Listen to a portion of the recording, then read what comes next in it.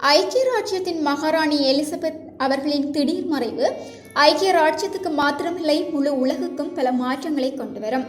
அந்த வகையில் மகாராணியின் மறைவுக்கு பின் என்னவெல்லாம் நடக்கும் என விரிவாக பார்ப்போமானால், அவரது அந்தரங்க செயலாளர் எட்வர்ட் யங் மரண செய்தியை உடனடியாக பிரதமருக்கு அறிவிப்பார். அந்த செய்தி அநேகமாக இவ்வாறானதாக காணப்படும்: லண்டன் பிரிட்ஜ் இஸ் டவுன்.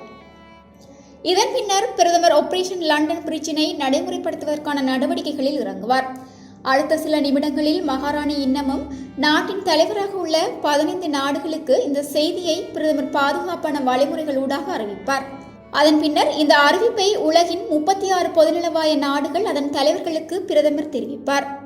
பின்னர் பங்கிங்காம் அரண்மனையின் வாயில் கதவில் கருப்பு நிறத்தில் இந்த செய்தி காட்சிப்படுத்தப்படும். அதே நேரத்தில் உலகின் ஊடகங்களுக்கு இந்த செய்தி தெரிவிக்கப்படும். ஒவ்வொரு ஊடக நிறுவனங்களும் இந்த செய்திக்காக தயாராக உள்ளன. ஒவ்வொரு வானொலி நிலையத்திலும் இவ்வாறான தேசிய பேரிடரை அறிவிப்பதற்கான ஏற்பாடுகள் உள்ளன.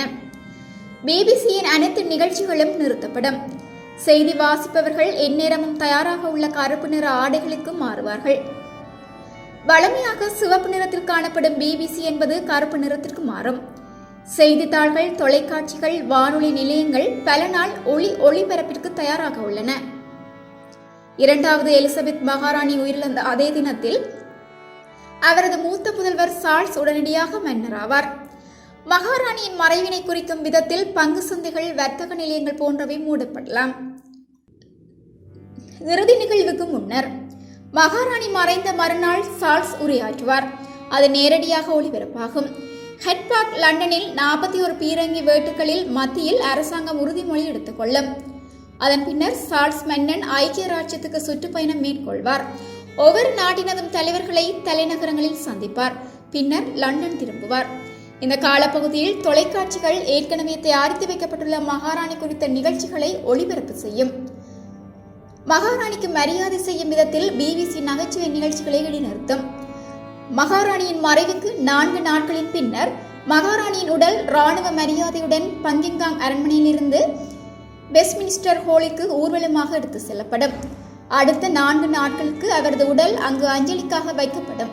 மன்னர் சார்ல்ஸ் குடும்பத்தினர், விசேட பிரமுகர்கள் அஞ்சலி செலுத்துவார்கள்.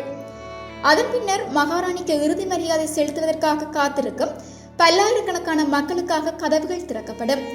இறுதி நிகழ்வுகள்: பிரிட்டிஷ் மகாராணி காலமாகி 10 அல்லது 12 நாட்களுக்கு பின்னர் இறுதி நிகழ்வுகள் இடம்பெறும். இறுதி நிகழ்வு இடம்பெறும் நாள் ஐக்கிய ராஜ்யம் முழுவதும் விடுமுறை தினமாக காணப்படும் என்பது உறுதி. 2 வாரங்களில் 2வது தடவை பங்கு சந்தை மூடப்படும். பல வர்த்தக நடவடிக்கைகள் இடம்பெறாது. 11 மணிக்கு பின்பெண் ஒலிக்கும். நாடு மௌனமாகும். மகாராணியின் பிரேத பெட்டி வெஸ்ட்மின்ஸ்டர் அபேயில் உள்ளே கொண்டு வரப்படும். அங்கு காத்திருக்கும் விசேடமாக அமைக்கப்பட்ட 2000 பேர் தங்கள் தலைகளை தாழ்த்தி அஞ்சலி செலுத்துவார்கள். மத நிகழ்வுகளின் பின்னர் அவரது உடல் வின்ஸ்டோர் ஹேட்டில் எடுத்து செல்லப்படும். இறுதியாக சென்ட் ஜார்ஜ் செப்பல் எடுத்து செல்லப்படும். அங்கு தனது தந்தைக்கு அருகில் எலிசபெத் மகாராணி நிரந்தரமாக ஓய்வெடுப்பார். இறுதி நிகழ்வுக்கு பின்னர் இறுதி நிகழ்வு இடம்பெற்று 1 வருடத்தின் பின்னர் மன்னர் சார்ல்ஸின் முடிசூட்டும் நிகழ்வு இடம்பெறலாம். எதிர்வரும் மாதங்களில் ஐக்கிய ராஜ்யத்தில் நூற்றுக்கணக்கான மாற்றங்கள் நிகழக்கூடும். மன்னரின் படத்துடன் பிரிட்டனின் புதிய நாணயம் வெளியாகும். மகாராணியின் படத்துடனான நாணயம் மெல்ல மெல்ல பயன்பாட்டில் இருந்து அகற்றப்படும். முத்திரைகள், கடவுச்சீட்டுகள், போலீஸ், இராணுவ சீருடைகள் போன்றவை இந்த மாற்றங்களை சந்திக்கும்.